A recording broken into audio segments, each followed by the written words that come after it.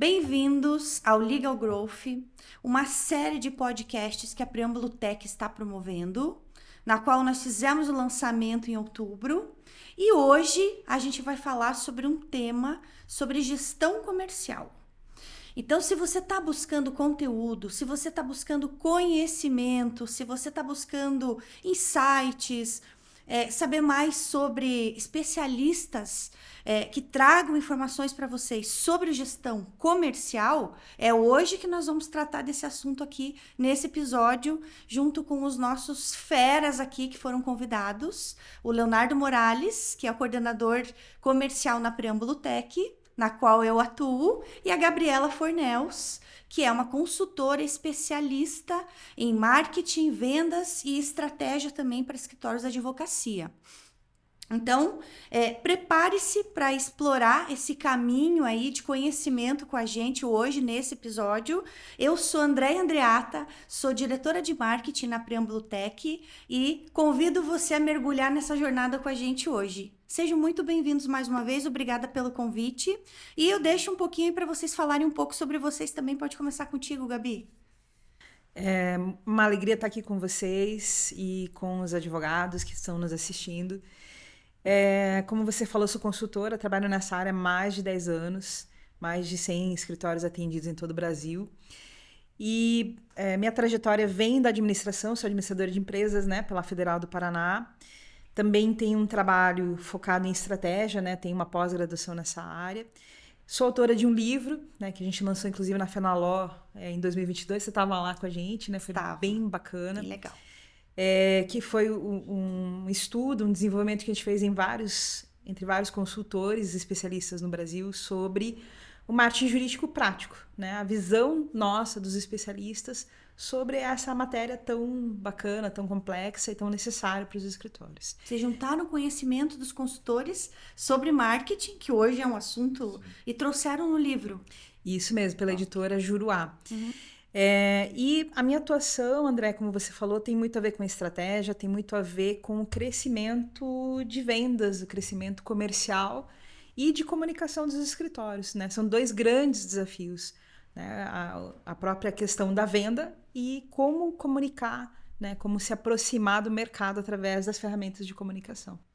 Então, lembrando, pessoal, que a gente vai falar muito sobre gestão comercial, mas vai ter aí uma pitada de marketing também, porque ela é especialista nisso, e isso está muito ligado ao comercial, né, Gabi? O alinhamento, o Leonardo sabe, é primordial, então vai ter um pouquinho de marketing também aqui hoje. Lembrando que você pode ouvir o nosso podcast nas plataformas Spotify ou no YouTube. Leonardo. Certo, Conta gente. um pouquinho aí sobre o teu trabalho. Você é advogado e coordenador comercial. Sim, enquanto advogado, eu vivi muito essa experiência de ver como que esse assunto que nós que iremos tratar aqui hoje, ele é importante. Porque o advogado, ele tem esse lado muito, eu preciso advogar. Eu posso dizer isso porque, como tu disse, sou advogado, trabalhei aí do outro lado da força, digamos assim, onde a gente quer chegar hoje como objetivo, que é ensinar para o advogado, ajudar, auxiliar ele a poder levar o seu escritório como um negócio. E tive a experiência nesse processo que o escritório ele não traz essa vertente, esse viés. Por isso que é interessante esse bate-papo de hoje, para olhar para esse cenário e entender como isso vai ser aplicado. Enquanto advogado, trabalhei muito tempo no escritório tradicional de Curitiba, alguns deles, uns maiores, outros menores, escritório de boutique, escritório que tinha mais de 200, 300 advogados. Então dá para ter uma noção bem legal de como que isso funciona e como que o comercial funciona dentro de diferentes performances. Hoje, enquanto coordenador comercial, é algo que dá para misturar bastante, para fazer uma bagunça legal entre nós aqui e ver como que a gente consegue trazer isso para agregar valor ao negócio do escritório e ao próprio negócio jurídico como um todo. Então, tenho muita expectativa da conversa de hoje. Estou do lado de duas feras aqui, então tenho muito a aprender aqui junto com vocês também. Vamos lá. Tá vendo? Você que é advogado, que é profissional do direito, é possível você desenvolver essas skills comerciais, de vendas, de negócios, como o Leonardo desenvolveu. É um advogado que desenvolveu essas skills e hoje assume uma área lá de uma Legal Tech com um time lá de quase 30 pessoas. Então, é possível, é interessante e é necessário desenvolver essas skills também, não só para quem atua, né? Mas o advogado, ele é um negociador, né? Todo o tempo. Então, é importante também, e é muito sobre isso que a gente vai falar hoje. Porque a gestão comercial, ela é acho que dos principais desafios de um negócio. Então, a gente tem toda a questão da abordagem, o marketing, onde tudo começa, né? Mas a gente precisa ter essa metodologia, a gente precisa ter esse conhecimento para poder fazer uma gestão comercial que traga resultados. Então, é sobre isso que nós vamos falar hoje. Então, vamos começar aí sobre o nosso assunto, né? Como é que você enxerga hoje, Gabi? Você que tem bastante experiência, atua aí nos escritórios, como é que hoje essa gestão, como que ela está sendo feita pelos escritórios de advocacia? Andréia, vendas é a base de qualquer negócio, né? E não seria diferente na advocacia. E a gente percebe, principalmente nos últimos 5 anos, uma mudança de chave, né? Uma virada de pensamento e muito apoiada também pelo próprio Conselho Federal com essa aprovação do novo provimento do marketing jurídico, que é o 205/2021. Então, o que acontece? É mais digerido para os escritórios, é mais percebido como basilar a questão da venda. E a gente tendo uma autorização e tendo ali, dentro do provimento, uma percepção de que eu posso atrair clientes, né?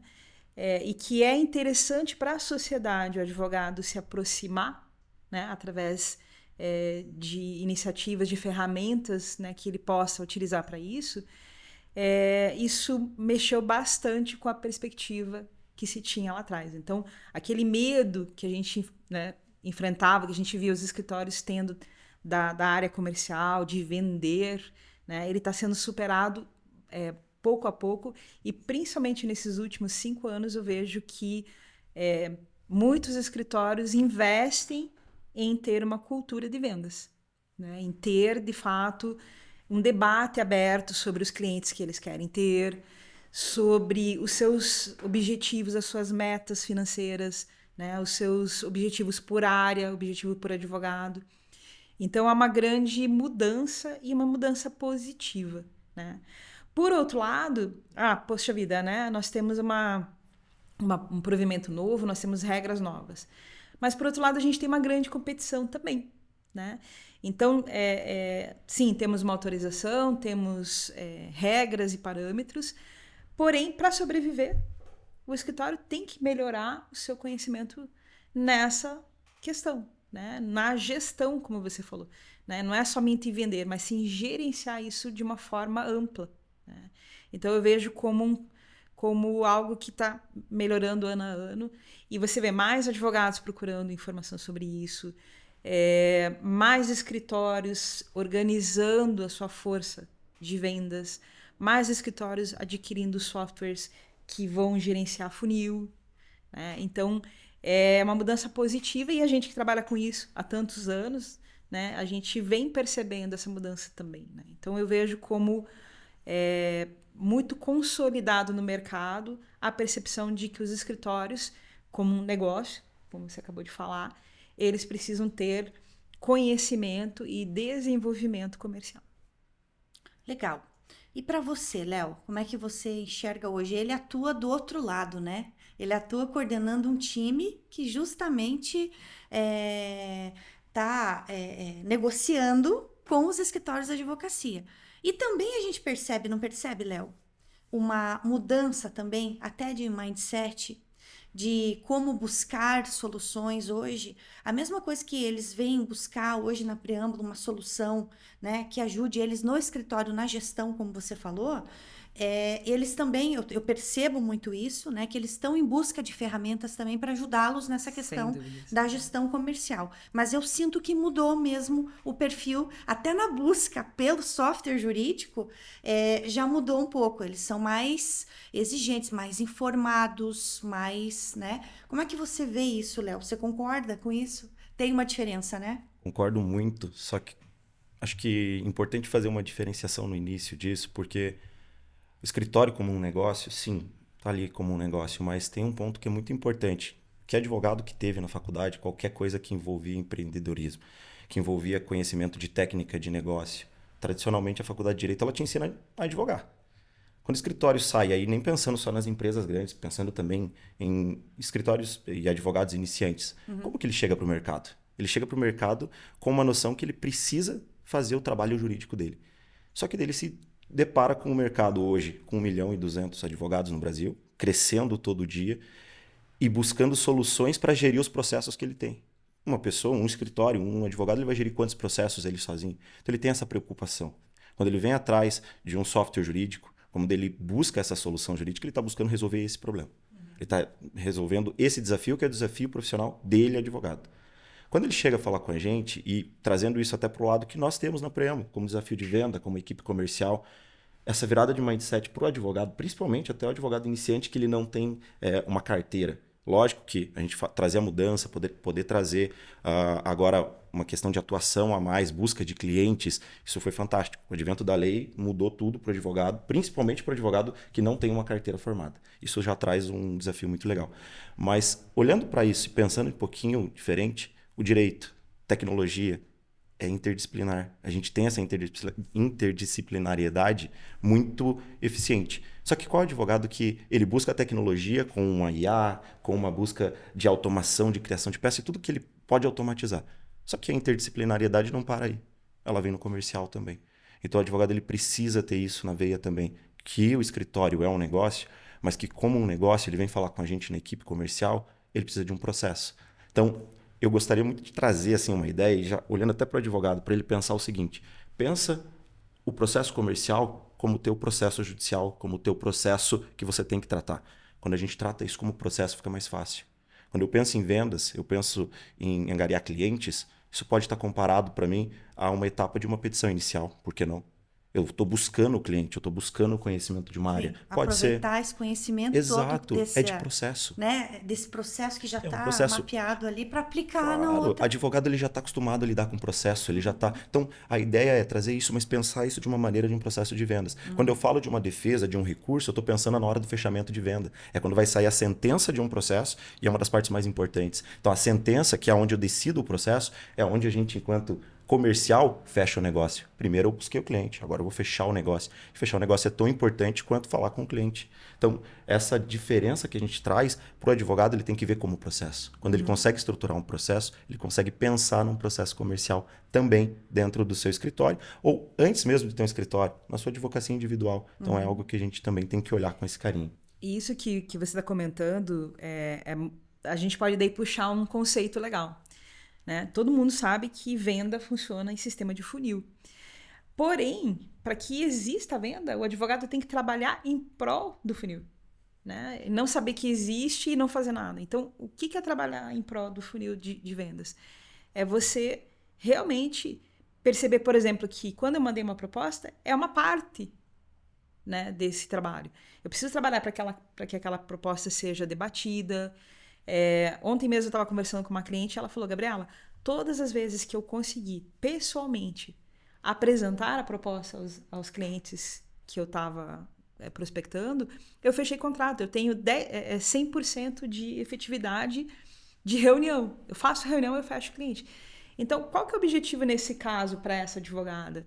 Que ela busque sempre marcar reunião, que ela se esforce, né, do cliente tirar um tempinho ali, conversar com ela e com a sócia dela sobre isso, porque elas, explicando aquele trabalho que elas fazem, o cliente se encanta e acaba fechando. Então, maravilhosa a tua comparação, né? Ou seja, assim como o processo ele tem fases, a venda também.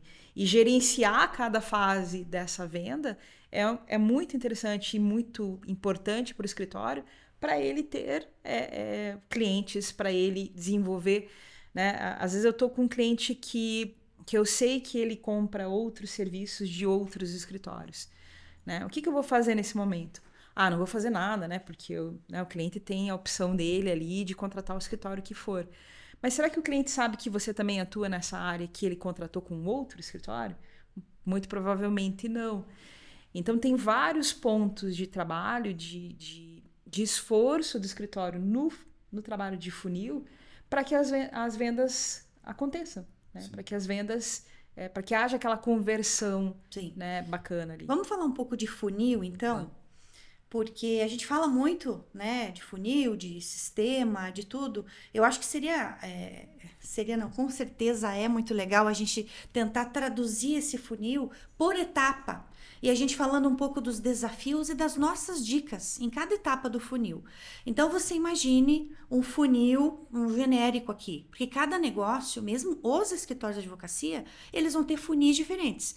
Por exemplo, escritório, clientes com um perfil de ticket menor, clientes estratégicos, clientes mais frios, clientes de prospecção, clientes da própria base. Então, imagine que se você está pensando em estruturar, né, uma área comercial, vai pensar num funil de vendas. Nós vamos trazer aqui um funil genérico para a gente transitar, para a gente mergulhar, para a gente percorrer essas etapas do funil e tentando trazer para vocês insights, dicas e desafios, que aí, quando você for estruturar o seu funil, e você já sabe que vai ter que fazer funis diferentes, você vai lembrar das nossas dicas.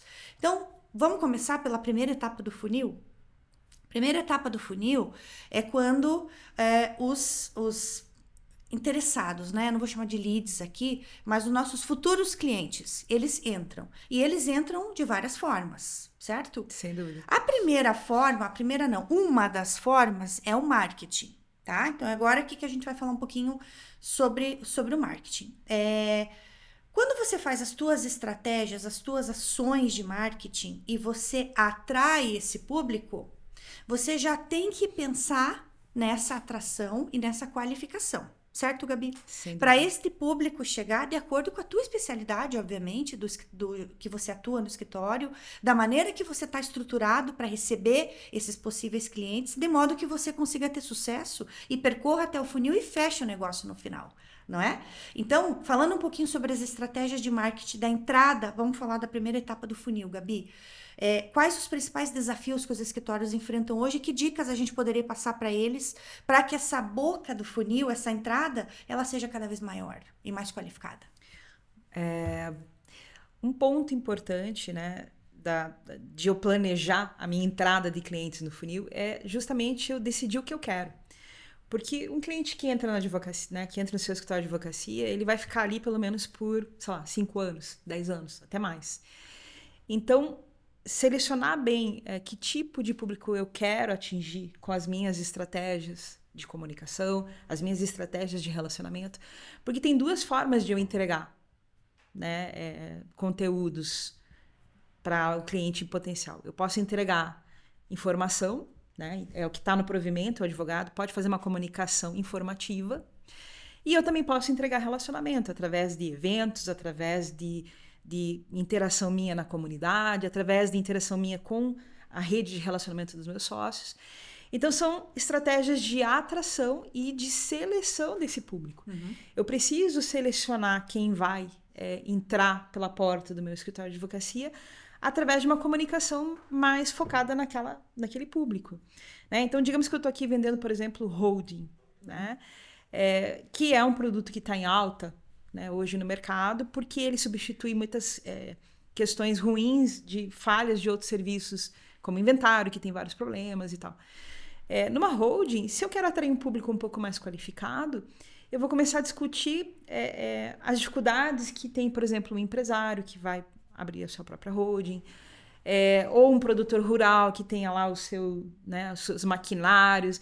Nesse ponto, muitas pessoas vão ver aquilo e vão falar assim, poxa, mas eu não sou produtor rural, eu não tenho maquinário, eu não me interesso nisso. E não vão assistir aquele vídeo, ou não vão ler aquele artigo, ou não vão participar desse evento que eu vou estar falando sobre isso. Uhum. E isso é uma estratégia de filtrar o público. não, mas vieram 3 clientes para essa minha palestra online que eu estou falando sobre holding rural e como você protege o seu maquinário. Mas provavelmente vão ser 3 pessoas que têm maquinário qualificadas, com o perfil, exatamente. Então, nesse primeiro estágio, Andréia, é muito importante o escritório saber o que quer. O que quer, quem quer, quais áreas ele quer atuar. Porque uma tragédia, digamos, dentro da advocacia é eu daqui a 10 anos olhar para a minha carteira de clientes e falar assim, poxa vida, não era isso que eu queria. E agora, como é que eu me livro desses clientes ruins? Né? Então, planejar o marketing, planejar o comercial é eu entender, eu conseguir atingir o público que eu quero. E ter uma advocacia sustentável. Né? Que eu me apaixone novamente pela advocacia todo ano e pelo meu escritório, que eu queira mais daquilo. Então, na estratégia de início, é a atração. Hoje a gente tem no provimento autorização para fazer publicidade paga. Eu tenho autorização para participar de eventos. Eu tenho autorização para discutir com o meu cliente com base na minha prática, naquilo que eu estou fazendo no dia a dia. Então, o advogado hoje ele é chamado a mostrar a sua rotina. Né? Falar, olha, eu estou aqui fazendo isso. Obviamente, a divulgação de casos reais é vedada pela OAB.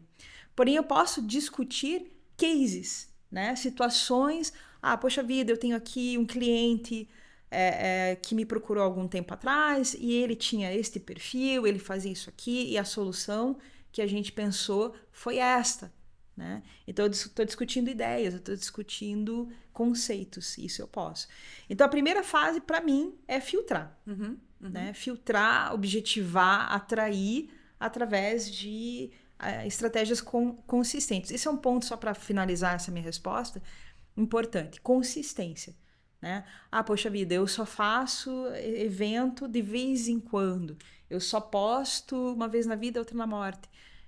A consistência ela é extremamente importante para que o advogado seja levado a sério pelas pessoas que estão próximas a ele. Né? Então, esse é um ponto importante ali na primeira fase do funil. Então, a gente está falando que a importância de a gente qualificar, da gente ter uma boa comunicação, uma abordagem assertiva, de modo que a gente atraia aquele público, aquele futuro cliente que a gente quer ter na nossa carteira. Então, esse é o primeiro desafio. Então, é importante investir em marketing, importante investir nessas estratégias, investir nos eventos. A gente está falando um pouquinho mais de marketing aqui, porque depois a gente percorre para a próxima etapa do funil. Eu já vou jogar para você, que aí é como receber esse futuro cliente, quais são os desafios e o que a gente consegue compartilhar aqui de importante para que consiga ter mais efetividade no fechamento desse negócio.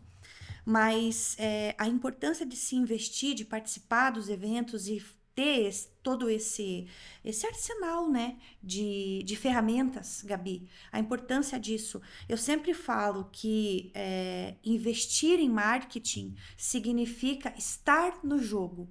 Então, você precisa investir, mas você também precisa investir numa estrutura interna, porque senão não adianta. Você tem toda uma estrutura de marketing, faz uma boa abordagem, qualifica nas redes corretas, numa abordagem correta, mas quando chega dentro do escritório, né, acontece das pessoas não estarem bem preparadas ou não foram treinadas para aquilo. Não é verdade, Léo? Com certeza. Tem que estar preparado e tem que conhecer. A gente fala de persona, né? Sim. A persona que o escritório está buscando, que é a persona que a Preâmbulo Tech busca também, mas quando chega essa persona, quais são os desafios e o que a gente precisa estruturar para que a gente consiga chegar até o final do funil? Certo. Olhando primeiro para a primeira parte do funil ali, né? Muito excelente tua forma de falar, a gente tem que trazer isso para nicho, tem que segmentar, pensando a médio e longo prazo, porque essa carteira é a carteira que eu vou ter por longo tempo. Normalmente um processo judicial ele leva muito tempo. Mas acho que eu respondo a tua pergunta com um questionamento. Quanto tempo a gente espera hoje para ter as coisas? Quando a gente, falando de marketing, quanto tempo eu tenho para engajar um cliente? Quando eu vou postar um Reels, são segundos. São segundos. Dentro desses segundos eu vou fazer outra pergunta. Quando vocês, aqui vamos colocar na posição de consumidor. A gente, enquanto consumidor, vai lá e clica numa landing page, vai lá e clica em alguma coisa que eu tenho interesse na hora. Quanto tempo eu espero para ter essa resposta? Eu, Leonardo, Andréia, quanto tempo você espera? Você quer a resposta na hora. Na hora. Para o escritório de advocacia não é diferente. Isso eu falo até a gente na preâmbulo. Então, essa resposta ela tem que ser imediata. O escritório, eventualmente, ele tem uma dificuldade. E aí, pensando um setor comercial. Por Primeiro quê? desafio, então, é Primeiro esse. desafio é esse. Recebimento, tá bom, eu consegui fazer o lead chegar. E é o lead que está qualificado, está num perfil que eu estou buscando. Mas quanto tempo eu tenho para fazer o meu contato com ele se eu estiver fazendo uma audiência? Quanto tempo leva uma audiência? Eu não posso sair da audiência para responder. Quer dizer, eu tenho que ter uma pessoa eventualmente para fazer isso junto comigo. Essa resposta ela tem que ser imediata. Quanto antes a gente chega na resposta para o cliente, é mais assertivo. Então, é o primeiro ponto. Não é só questão de qualificar, não é só questão de trazer. Mas quando eu trago, eu tenho que ter essa assertividade de resposta. E quando eu respondo, o que eu respondo? Aí eu fiz a primeira analogia que eu fiz foi relativa ao processo, fluxo. Só que quando eu falo, eu não gosto muito do termo script, eu gosto mais de um roteiro, um caminho a seguir. O escritório ele tem tese jurídica, certo? Ele tem uma área de atuação, uma apelação, uma defesa, algo que ele vai fazer, que ele sabe que é aquela vitoriosa. Quando ele vai mexer naquele caso, ele já tem o escopo que ele vai atuar com aquilo na mão. Porque ele sabe que aquilo ali já foi comprovado e testado. Em vendas é igual. Quando eu vou entrar em contato com o meu cliente, eu tenho que ter um roteiro a seguir que vai me levar direcionado a trazer ele para uma etapa de me colocar numa sala de reunião. Eu ainda não estou em reunião, estou no primeiro momento. Então, com a gente não é diferente. Eu preciso engajar ele já nessa primeira conversa com uma resposta rápida para colocar ele em uma reunião comigo. E eu vou ter que ter teste. Isso vai ser aprovado assim como eu faço nos processos. Tem situações que eu sei que a matéria é essa, eu vou atuar dessa maneira. Então, eu já tenho meus scripts prontos para atender. Então, primeiro, tempo. Segundo, o que eu vou falar. São os 2 pontos ali. Para ter a resposta inicial do lead, conseguir colocar ele em uma reunião. Para aí sim, a gente se debruçar e ouvir o cliente. Esse é outro ponto que a gente vai tocar muito forte, que é ouvir o cliente do que ele tem. Tá, mas e pessoas? A gente está falando aqui sobre gestão Sim. comercial, né? A gente está falando sobre a primeira etapa aí, que é a entrada, e os desafios já da chegada. Mas, Gabi, quem deve tratar isso? Ou qual é o melhor modelo? Ou o que você sugere ou o que mais você vê hoje? Os próprios advogados ou as pessoas que estão com outras funções no escritório também estão desenvolvendo esse papel comercial, ou os escritórios já estão se estruturando para ter um time separado focado em receber esses futuros clientes? 95% da advocacia no país tem menos de que 5 sócios, né? Então, nós temos escritórios muito pequenos. Normalmente, Andréia, essas atividades são realizadas pelo sócio, né? As atividades comerciais. Ter mais alguém, né? Digamos que eu tivesse hoje um dinheiro aqui em caixa, meu primeiro investimento, um financeiro, né? Para você começar a olhar teu escritório como um negócio e ver onde estão os teus pontos bons e ruins. E segundo, um comercial. Porque o comercial, ele pode ser essa pessoa de suporte justamente num atendimento rápido a um cliente. Uma coisa que o pessoal perde muito tempo. Fui no cliente, visitei e tal, mas não fiz a proposta, né? Não encaminhei a proposta. Gente, não dá para mandar a proposta depois de 3 semanas, né? Eu tenho que mandar a proposta na sequência, no máximo em 24 horas. Então, a estruturação comercial parte da percepção de que os sócios vão ter que fazer isso no primeiro momento, né? E depois que eles entenderem o caminho dos clientes deles, eles podem começar a colocar pessoas em funções específicas, né? De repente, uma pessoa para cuidar do digital, né? Para cuidar desses contatos ali que acontecem, uma pessoa para auxiliar na montagem de eventos. Então, são funções que acabam começando a surgir. Hoje eu tenho clientes meus da consultoria que tem uma pessoa de relacionamento com clientes, né? Que é uma pessoa desligada da parte de petição, desligada da parte técnica e voltada a olhar justamente a qualidade do que eu estou entregando ali, né, para cliente. Então, é um crescimento interessante. Poxa, mas isso é caro. Mas isso é básico. É quase como eu ter um sistema, né? Eu ter uma pessoa voltada a olhar para essa particularidade. Agora, os sócios, eles têm um papel fundamental. E eu queria colocar um ponto aqui, que é o seguinte. A partir do momento que eu entendo que o mercado está me pedindo qualificação, que eu mostre o meu serviço, que eu tenha ali uma explicação do que eu faço, a minha especialidade, é importante os escritórios terem sócios engajados em formatar produtos, né? E eu olhar para o mercado e falar assim, mas o que o mercado está comprando? Não, eu sou previdenciário, mas dentro do previdenciário, o que eu quero fazer? O que eu faço de uma forma excelente. E eu, assim, 100% das vezes, André, quando o sócio está engajado no produto dele, ele se transforma no melhor vendedor daquele produto. Ele tem aquela empolgação, ele tem aquele conhecimento, ele sabe receber as perguntas de clientes e responder, ele sabe vender aquilo lá. Então, de uma forma inteligente, eu posso começar a separar o escritório por produtos e colocar certos produtos, de fato, na vitrine. Né? Eu vou colocar esses produtos numa exposição maior de comunicação. Ah, não, mas eu quero vender 33 coisas. Você não vai vender nenhuma. Né? Então, eu diria que no meio ali desse funil nosso que a gente está explorando aqui, teria que estar um bom marketing de produto e sócios engajados em falar desses produtos, ser os representantes daqueles produtos e ampliando isso, ampliando sua rede de relacionamento e comunicação. E aí a gente vem para ferramentas também, né? Que fazem parte aí desse desafio. Principalmente seguindo nessa linha aí que seus escritórios, a maioria dos escritórios são escritórios aí com até 5 sócios, aonde a gente sabe que eles mesmos vão ter que desempenhar esse papel, vem a importância também de ferramentas para ajudá-los, né? Então, é importante que, eu não sei se você pode citar aí alguns sistemas que você acha interessante ele implantar no escritório, para que ele consiga fazer essa gestão comercial, entendeu? Desde o começo. Então, por exemplo, né? Lá na Preâmbulo a gente tem sistemas, a gente usa a RD Station para fazer a captação. Super legal. Depois a gente usa Pipe Drive, depois a gente usa outros sistemas, mas a gestão comercial de funil mesmo, esse funil que a gente está montando aqui, né, e percorrendo nas etapas, a gente monta lá dentro do Pipe Drive. Então, as ações de marketing são feitas e são captadas através do RD Station, no caso da Preâmbulo Tech, né? E depois vão para o Pipe Drive. E você, Gabi, o que os escritórios têm usado ou, né, tem mais facilidade em usar que você conseguiria citar aí pra gente? O que é importante, eles sempre perguntam pra gente. Esses dias eu conversei com um sócio e ele falou pra mim, Gabriela, eu devo ter feito umas 40 visitas comerciais no ano passado e eu não marquei isso em lugar nenhum. E eu não lembro de todas que eu fiz. E ele estava muito chateado porque, de fato, eram visitas importantes numa área que eles estão lançando. Então, é necessário, sim, gerenciar o funil, né? O Pipe Drive que você comentou é excelente, né? Ele faz um pouco de CRM, ele tem ali o funil visual, né? Eu consigo ver qual cliente que está no começo do funil, qual que está no meio, qual que eu já apresentei a proposta.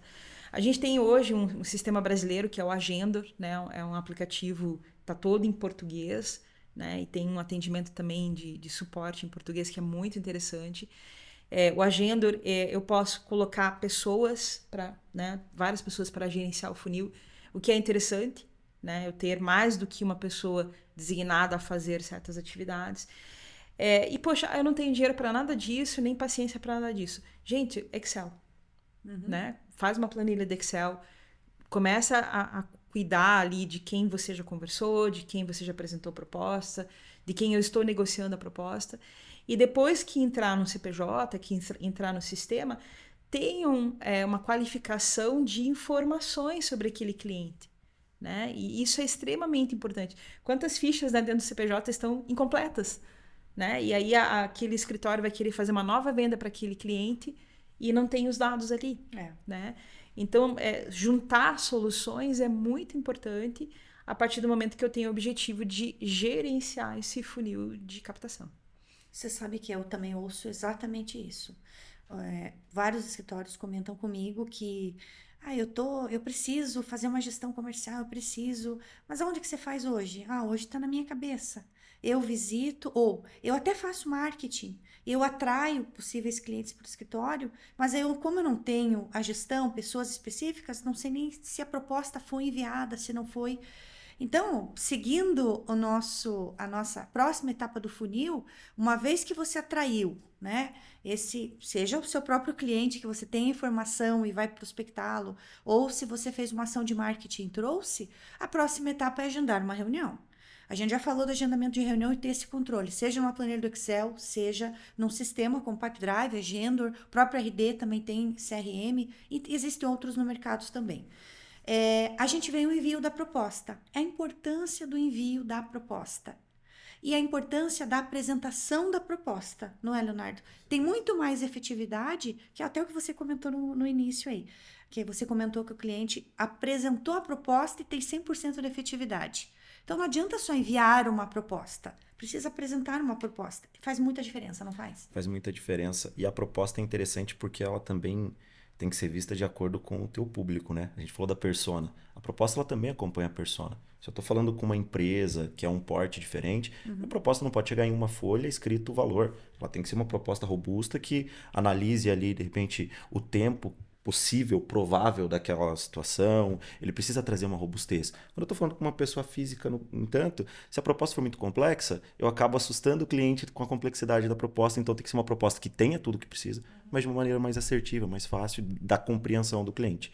E sempre, isso eu falo na procuração, na proposta, em qualquer documento que o advogado vá entregar em alguns momentos para o cliente, é ser o mais objetivo possível.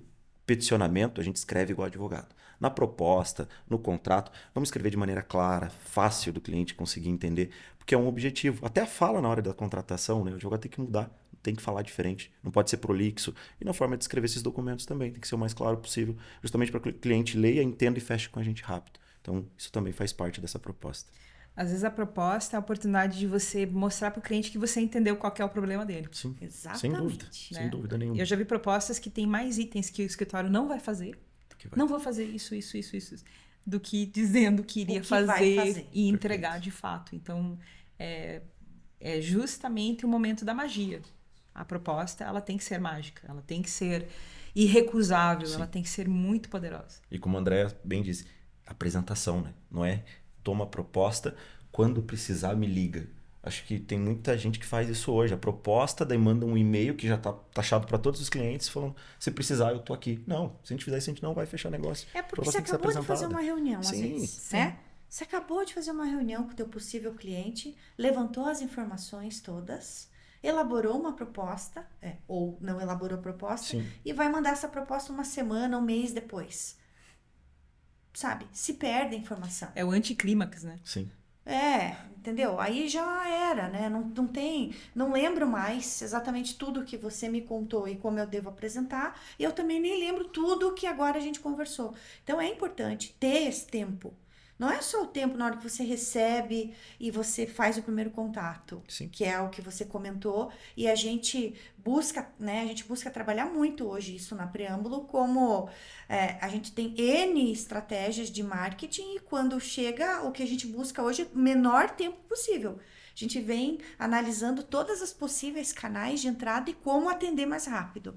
Mas depois eu vejo, tem esse problema aí da proposta e tem essa importância. Isso tem total sintonia, total no fechamento do negócio. Impacto total. Né, Gabi? E tem questões assim, né, Andréia?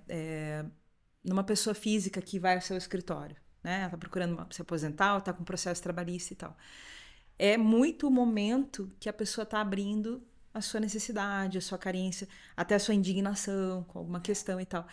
Então, ali, muitas vezes, nesses escritórios, eu tenho que ter aquilo já preparado no computador, sentar e mostrar para o cliente, olha, eu vou atuar assim, vai ser desta forma, você está combinando, você está entendendo o que eu vou fazer por você? Tô. Então, vamos fechar. Né? Nem sempre eu tenho esse tempo, né? Então eu tenho que estar muito preparado para atender o cliente da forma que ele quer ser atendido, né? Numa advocacia empresarial, eu vou lá, eu faço uma reunião, eu tenho esse timing, né, de depois preparar a proposta, mas também não posso demorar. Então eu tenho que estar muito preparado para fazer a venda no momento que a venda, né? Por exemplo, tem uma reunião aqui que eu estou falando com um cliente bacana que pode ser meu cliente do escritório. Já fiz a venda. Deu 25 minutos, eu já vendi para ele. Eu posso terminar a reunião. Eu não preciso ficar mais 25 minutos ali e perder aquela venda. Né? Então, é muito interessante o advogado e as pessoas que estão na linha de frente de captação terem compreensão de técnicas de venda e de momento. Né? Ou seja, o timing que aquilo vai acontecer é extremamente importante. E a gente sabe que tem advogados que são excelentes vendedores. né? A gente tem muito a aprender com eles, né? E onde que a gente encontra essas pessoas? A gente não encontra, a gente não aprende, né? Então é muito do networking do próprio advogado, de conhecer outros escritórios que estão há mais tempo no mercado, que têm mais sucesso. Mas saber esse momento da venda é extremamente importante. Mas aí eu te pergunto, também te transfiro, na verdade, né? Uma pergunta que sempre me fazem. Quem deve apresentar a proposta? O próprio advogado que vai atender depois esse cliente? Ou alguém dessa... Vamos imaginar que tem uma área comercial, nem que seja de uma pessoa. Será que é mais interessante essa pessoa mandar a proposta? E depois o advogado apresentar essa proposta? Ou o próprio advogado enviar, apresentar? É uma pergunta que sempre me fazem. Qual é o mais efetivo? Quem enviar a proposta? O que você acha? Se eu tenho um advogado que ele sabe muito sobre aquela área, né? Tem áreas que são muito complexas, né, André? Pega, por exemplo, direito regulatório, né? Você vai atender, sei lá, um mercado que simplesmente o governo pode ir lá e recolher todos os produtos daquela empresa por alguma falha né, de embalagem, alguma coisa assim. Perfeito. Aí é muito técnico, né? E eu ter aquele advogado que vai realmente resolver aquela questão próximo, né, dessa apresentação ou junto com a pessoa do comercial, Faz todo sentido. faz toda a diferença. Agora, em via de regra, muita tecnicidade nesse momento de apresentação de proposta não é muito legal, né? É mais importante eu mostrar que eu compreendi a demanda do cliente e que eu vou resolver aquela questão. Então, uma pessoa mais preparada para vender, eu sugiro que seja a pessoa que vai apresentar a proposta. Nesse ponto até da apresentação da proposta, é interessante a gente pensar que a pessoa ela vai ter um hábito de fazer aquilo, ela vai aprender com a prática. Ela vai pegar o que deu certo, o que deu errado de outros casos, mas eu vejo isso no nosso time de vendas. Quando você fica confortável com o que você faz, seja vendendo um sistema, seja vendendo um serviço jurídico, você vai saber já as dores e as necessidades do teu cliente a ponto de antecipá-las. Então, no momento que você vai apresentar a proposta, você já sabe qual é a posição que você toma e a reação esperada. Por isso que a gente fala que também é técnica, é estudo. Você vai tomar uma ação para uma reação esperada. Por isso que tem mais efetividade, isso que você falou. Quem ouviu Sim. todas as dores e quem é a pessoa ideal para depois apresentar a proposta, né? Para apresentar. E tendo ciência que, muitas vezes, a pessoa que vai receber a apresentação da proposta pode ser a pessoa que já te contou todo o problema, quando a gente fala de um cliente. Quando eu falo de uma empresa, eventualmente, eu posso ter diferentes pessoas nessa posição. De repente, quem me falou e me trouxe a situação é uma, o contratante, Tem o decisor é outra. Eu tenho que falar com influência, muda. E várias pessoas vão ler aquela proposta. Sim. Você tem que estar preparado que aquela proposta seja didática suficientemente para ser lida pelo diretor, pelo CFO, enfim, pelas pessoas que estão ali. E é muito importante essa frase que você acabou de dizer. Técnicas de venda, né? Eu vou ler um livro de técnicas de venda, eu vou aprender como. Faça, né? Tem muitos cursos, muitas coisas interessantes, mas a prática leva à excelência. Com certeza. Né? A primeira venda que você for fazer, talvez não seja a melhor venda que você vai fazer, mas a 10ª, você já vai estar mais preparado e vai ter pensado nas objeções. Não, mas o cliente sempre reclama do preço. Ele sempre reclama da minha porcentagem, caso o processo seja vencido pelo escritório. Você já vai preparado para responder essas objeções e mostrar de fato o objetivo daquilo, né? E o tanto de trabalho que o escritório tem. Muitas vezes o cliente final não tem noção do quanto o escritório trabalha. E isso tem que ser bem explorado por quem está vendendo. Certo. Um aspecto interessante disso, quando a gente fala de proposta e fala dessa situação, a gente fala de SPIN, a gente fala de metodologia Bent, são metodologias de vendas que a gente fala. Mas quando a gente fala do Bent, o primeiro B do Bent, são siglas, é o budget. Às vezes a gente vai fazer uma proposta, trabalhar com o cliente, mas não sei qual é o budget que o meu cliente tem para investir naquela... Tem que saber perguntar. Tem que saber muito bem. Qual é o budget. Tem que saber, tem né? que saber. Tem que descobrir. É técnica. É técnica. Tem técnica para isso. Acho que vale a pena você comentar rapidamente o SPIN, porque é algo também que o advogado, ele já, por si só, ele já aplica isso, não é verdade? Já. ele já usa isso. Mas você trazer isso para o cenário comercial e aplicar sabendo o que O tem resultado. mais efetividade ainda. Então, na hora de você ouvir o teu futuro cliente e também isso reflete na hora de apresentar a proposta, é uma técnica muito indicada, que é a técnica do spin selling. Né? Faz muita diferença, de maneira muito simplificada, porque o spin ele dá um podcast 2 só para falar de spin. É verdade. muito longo. Mas quando a gente fala, são as letras do spin significa situação, problema, implicação e necessidade. Então, quando eu falo disso dentro do aspecto de venda, a situação nada mais é do que conhecer a situação do meu cliente. Então, escutativa. A escutativa ela é muito importante quando a gente vai negociar, seja a parte inicial lá, quando a gente fala de uma pré-venda, de buscar o cliente, quanto na reunião, realmente, eu tenho que entender a situação. A gente até conversou antes de começar o podcast hoje ali sobre isso, né? Que eventualmente, dependendo do perfil do cliente, se ele fala comigo durante 1 hora, se eu pergunto tudo que ele tem para me apresentar e ele me conta aquilo com detalhes, a chance de eu fechar com esse cliente, se é uma pessoa física, provavelmente vai aumentar. Por quê? Porque ele já ficou 1 hora falando comigo. Ele vai ter que fazer isso com outro e outro escritório, ele não vai querer fazer isso de novo. Então, quando a gente falou disso ali, a gente já pensa no spin. É a situação, eu entendo o que está acontecendo. Porque na situação ele vai me contar problemas, ele vai me contar necessidades. E não é a primeira necessidade, eventualmente, do cliente que vai fazer ele fechar com a gente. Ele não chega pronto a fechar. Ah, ele tem um problema no INSS, ele tem uma situação lá que ele sofreu um acidente de carro e ele quer o seguro DPVAT, que é uma área hoje que só cresce. Mas o quanto o escritório vai chegar e o que ele vai ter de trabalho para isso? Então eu detectei que ele tem um problema. A situação é isso. Quando eu chego no problema em si, é ele entender que aquele problema jurídico pode ter uma solução. Só que essa solução ela vai chegar para a gente de uma maneira que o advogado tem que passar. Então aí a gente falou da pessoa técnica que vai falar. Essa pessoa técnica ela tem que ter a capacidade jurídica de falar simples, mas de falar objetivo, entendendo o que aconteceu. E nisso, quando eu descubro esse problema, eu tenho um problema que eu não consegui me aposentar, eu tenho um problema que eu não consegui sair de uma empresa, enfim, tive uma situação lá que eu preciso rever meus direitos, tudo isso é problema. E a implicação para o teu cliente entender, aqui eu acho que é o ponto principal das vendas, quando a gente fala de sistema, quando a gente fala de serviço jurídico, qualquer outro, é implicar. Porque ele vai ter que ver quais são as necessidades que vão surgir dali. Quando a gente fala de uma situação, e aí vamos colocar na prática do escritório. Um exemplo, tem um sistema no teu escritório que vai te ajudar com um protocolo. Tá, você gasta quanto tempo com isso? O escritório não sabe, mas ele tem um problema que é protocolo. Trazendo para a realidade deles Sim. a experiência ali. Tá, mas ele tem esse problema com o protocolo. E se eu pegar e tirar isso da tua mão e colocar num sistema? Se eu conseguir fazer isso, quanto tempo isso vai tirar da tua rotina? Vai me tirar um tempo ali, mas ainda não está pronto para comprar. Eu faço uma nova pergunta dizendo quantas pessoas que têm fazendo isso? Um escritório grande, eventualmente, tem 40 advogados e o escritório coloca os 40 advogados para protocolar. Mas ele leva 5 minutos para protocolar. É vezes 40. Vezes 40. Quantos protocolos por dia? Sim. 10, 15? Então, 40 vezes 10 vezes por dia. No final do dia, eu vou ver que eu tiro 3, 4 pessoas. Espera, no começo eu falei de protocolo. Agora eu estou falando de outra situação, que é o quê?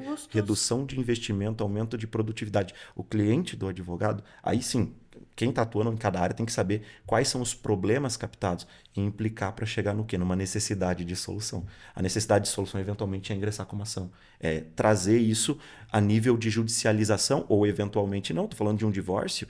A judicialização, às vezes, não é o caminho. Não tem filho menor, não tem nada que me impeça.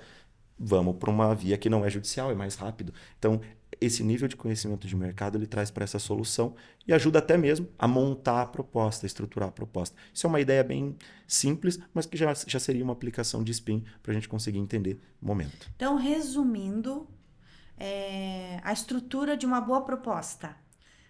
Levantamento de informações bem feito, então uma proposta completa com as informações que foram levantadas. Uma proposta bem escrita, que tenha clareza, visualmente bonita e devidamente apresentada, e não enviada somente por e-mail. Certo. Resumimos assim a etapa da proposta? Perfeito. Próxima etapa é o fechamento. E existe uma coisa chamada follow-up. E o follow-up é importante fazer, porque só enviar a proposta, né? Então, a importância disso, de toda essa etapa até agora, você enviou a proposta. Agora você precisa fazer um contato, enviou a proposta, apresentou a proposta, e aí vem essa etapa tão importante, que é a etapa de você verificar como que está, né? Essa análise dessa proposta. Se tem alguma dúvida, você tem que ter essa sensibilidade. Como é que a gente faz para saber essa sensibilidade aí de quando fazer o follow-up? Tem técnicas para isso? E vamos lá, né, gente? O fechamento, ele é o momento de você discutir preço, forma de pagamento, tempo de contrato. E às vezes é um detalhe destes que está evitando que o cliente te contrate, né? E, às vezes é um detalhezinho ali. Ah, não, eu não tenho 10 mil reais para pagar esse advogado. Mas você pode dividir isso no cartão de crédito? Ah, posso. Então vamos discutir uma forma de pagamento. Ou eu estou aqui no inventário, estou contratando esse advogado. Quem vai pagar pelo inventário são os bens daquela família. Né? E às vezes está o valor total ali do custo do escritório de advocacia colocado na proposta. Isso assusta muito ali.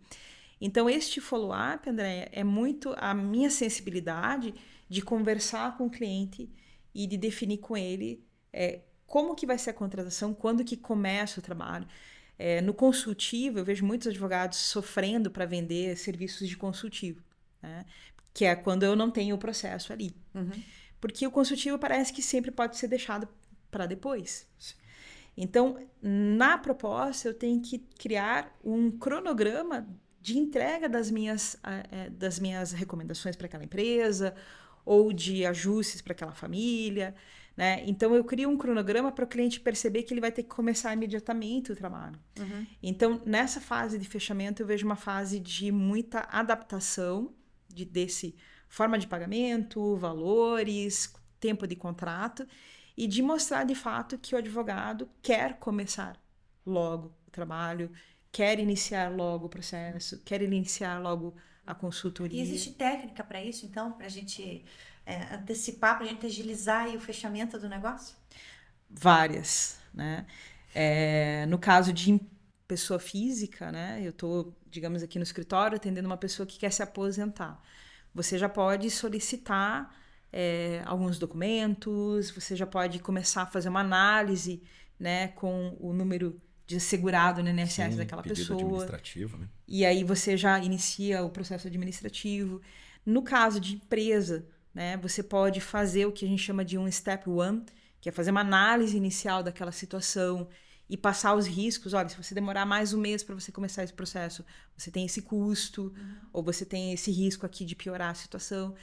Então, o objetivo do advogado nessa fase de fechamento é iniciar logo e evitar que o cliente comece a pedir propostas para vários outros escritórios, ou fale com outros advogados, ou fazer uma brincadeira aqui, ou fale com a esposa e a esposa fale, não contrate isso agora, porque a gente tem que viajar para Cancún. Prioridades. Né? Prioridades. Então, é uma fase essencial.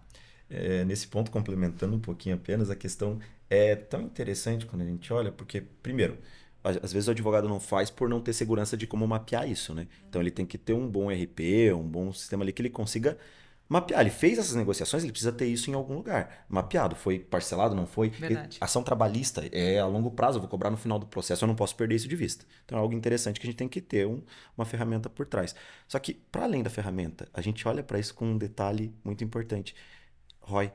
Escritório, o advogado, eventualmente, ele não está... E para quem não sabe o que é ROI, gente, é retorno de investimento. Então, às vezes, a judicialização não é o caminho. Na hora da proposta, é o momento de falar disso? É o momento principal para falar disso. O escritório saber que aquela proposta está custando, ou ele vai investir X, e aí é um cuidado que a gente sempre tem na preâmbula, não é custar, é investir. Ele está investindo um retorno, então o ROI traz esse investimento de volta. Ele precisa entender, a judicialização não é o caminho, tua economia com isso vai ser diferente. Falando de empresa, né? Então, a gente vai seguir por esse caminho, você vai economizar isso. Eventualmente não vai ter tá caro, o valor tá alto, por quê? Porque ele viu o valor na nossa solução, ele viu o valor no serviço prestado. Então é algo que é o momento chave, e aqui é para batida de martelo. Depois que você faz um bom retorno de investimento, uma boa análise de ROI, é pedir a caneta para assinar. Daí você já tá a ideia é que já esteja num nível muito onde a gente assina. Então trazer isso para essa reunião. Uma vez que eu conseguir entender toda a etapa de negociação, todo o histórico do lead e consigo fechar mostrando o retorno de investimento, é o que a gente precisa para bater o martelo. Eu vou pegar essa fala tua e contar um caso real.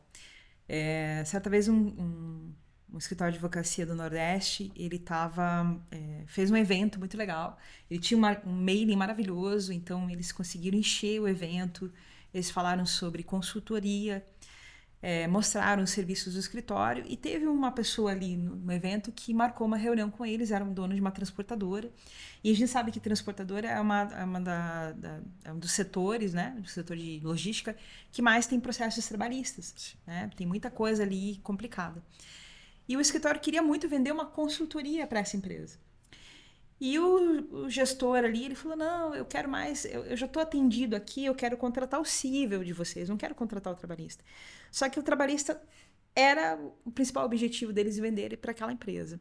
O que o escritório fez aí no momento da proposta? Ele fez um estudo de quem eram os advogados que estavam entrando com processo contra aquela transportadora.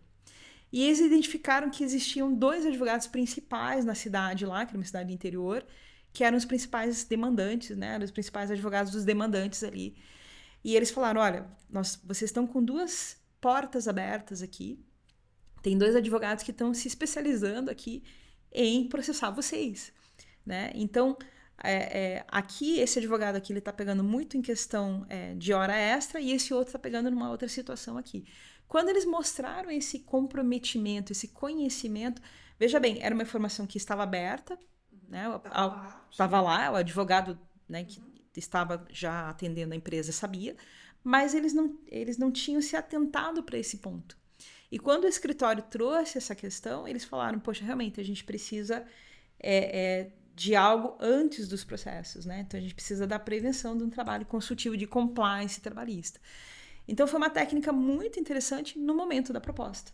E no momento do fechamento específico, quando eles trouxeram isso à baila, que eles colocaram essa informação na mesa, o gestor ali falou, poxa, realmente, eu não tinha pensado nisso, né? O quanto realmente eu estou virando alvo, né? Refém mesmo. Refém, de fato, dessa situação. E eu preciso me antecipar, eu preciso resolver as questões antes do processo acontecer. Então, é uma técnica que eles utilizaram ali, analisando os processos. Básico. Por isso que os 3 pilares importantíssimos para você ter mais sucesso no fechamento, resumindo a fala deles, é tempo, poder e informação. Você tendo isso, você tem mais chances de fechamento de negócio. O nosso tempo já está terminando, infelizmente, esse papo tá bom demais, né? Um papo que a gente ama.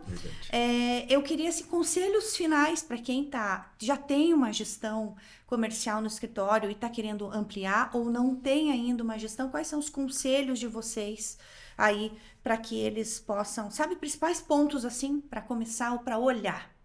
Porque a partir do momento, você que está assistindo a gente está falando de um funil. Você acha que terminou quando fecha o negócio? Não. Abre-se agora um novo leque de possibilidades. Perfeito. Agora esse cliente vai ser atendido, esse cliente vai ser pela parte técnica, esse cliente vai passar por novas etapas, por uma nova jornada, e lá no final a gente deve utilizar esse próprio cliente para a gente começar tudo de novo, esse funil. Que é a gente analisar a nossa carteira de clientes, as possibilidades, as oportunidades que a gente tem, de modo que a gente consiga ampliar e reforçar e fazer com que essa ampulheta ela rode essa de base uma de maneira. Clientes. Isso, com certeza. Né?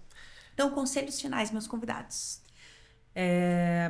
Primeiro, parabéns, né, pela sua fala final. Realmente, depois da venda começa um novo mundo. Né? E é o mundo do cliente perto do escritório, trazendo recursos, fazendo o teu escritório crescer, né? Ou seja, contribuindo para a tua própria advocacia ser brilhante, ser maravilhosa.